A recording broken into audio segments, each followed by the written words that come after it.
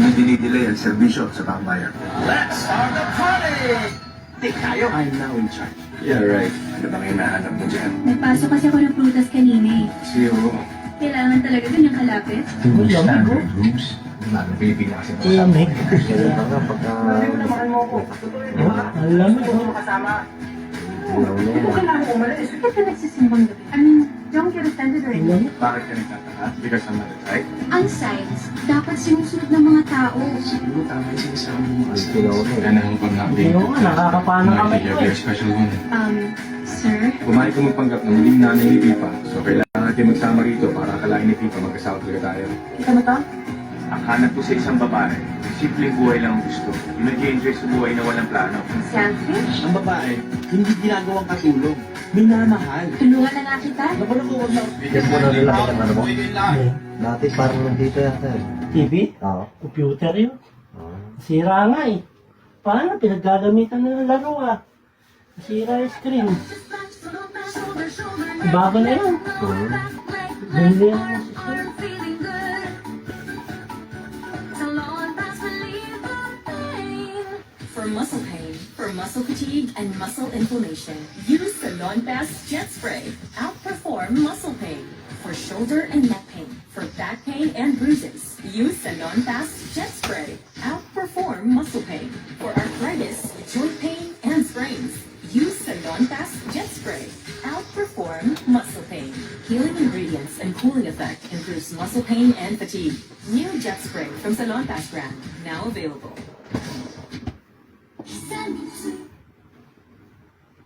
Buka. Buka. Sila sa ating Relax. malasakit. Wala na ba? Tulong-tulong Wala ba na? kapamilya. Ang mga pangunahing pangangailangan ay maaaring dalhin sa number 13 Examiner Street, West Triangle, Quezon City mula Lunes hanggang Biyernes, 8 a.m. to 5 p.m. Maaari rin pong ipadala ang inyong donation sa mga sumusunod na bank accounts. Makakatulong din po kayo sa pamamagitan ng pagbili ng Nakasokasok donation sakit eh, no? vouchers mula sa ating merchant partners at pag-scan sa mga sumusunod na QR codes. Para sa mga nasa ibang bansa, maaari rin pong i-scan ang QR code para sa inyong donation. Sa bawat kwento ng pagsubok, maraming kwento ng kabutihan sa isa't isa. Umaga pa lang, secure na ang good vibes! Wow! Nalang! Bakit ako na pinakatutbras ko, lo? Baka kasi nakilulong kakao. Secure na rin ang umaapaw na kilig! The flames, din ang mga names. Hindi lang ako legal mo dapat pati si Mami. You have to be clear with your intentions sa taong to. So, kamusta ang intention ng Jigsaw? The tension is always there. Secure ang saya pag momshies ang kasama! Starve na dasar. Tayo ang primary caregiver of our children. Mabuhay ang mga single Yan ang mommies malupit at na babae. she's... Bakit maging manicurista na ako dito nagigigil ka? Magandang buhay! Yun na Laban sa ang kanilang mga maskara. Lahat may hanggan. Brody. Kasamaan ng pamilya. Sa gitna nila sila. Ako, inaamin ko na eh. Paakit ako. Gusto ko na kumalapit na mail niya ako. Tumag-scam na ng dating niya.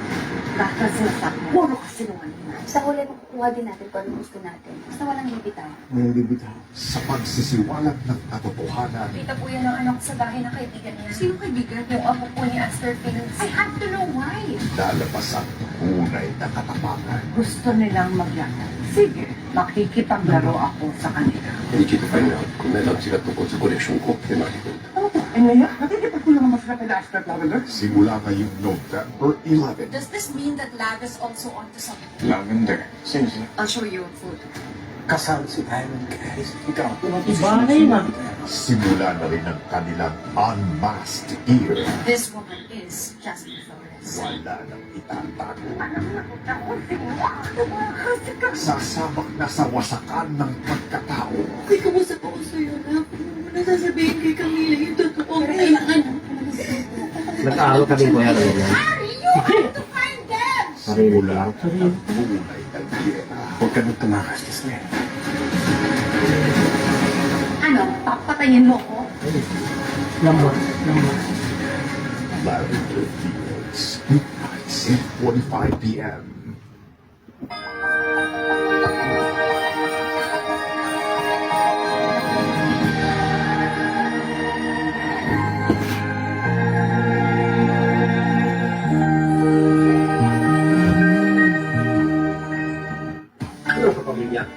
We know how it feels to have someone na laging handang makinig at tulungan sa'yo. Now you can reach Barangay Bata 163. And it's easy at 123 or 163. Just chat, email, or tag Bantay Bata 163 sa Facebook. Hello, Di ba't ka dito? usap tayo. Dahil nandito kami para Yung ulo ko dyan. Dahil. Kapihaya. Oh.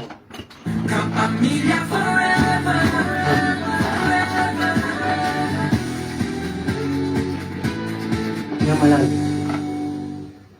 Bitaw.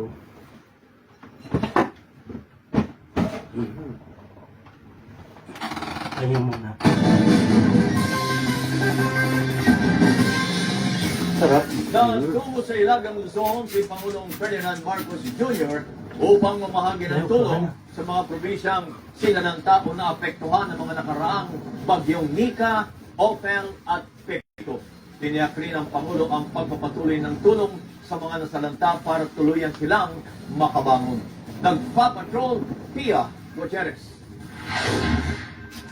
Tig 50 milyong pisong ayuda ang pinamahagi ng Malacanang sa bawat probinsya ng Nueva Vizcaya, Isabela at Quirino Province na sinalanta ng mga nagdaang malalakas na bagyo. Yung hindi ba kayo binagi Si doon? Pangulong Binagyo, Ferdinand pero Marcos sabi Jr. sa oras ang na. namuna Hindi sa tulad sa distribusyon Cagayan, no? ng Binaharap tulong kasi ng Biyernes na umaga Baler, sa Cagayan sabi. Valley.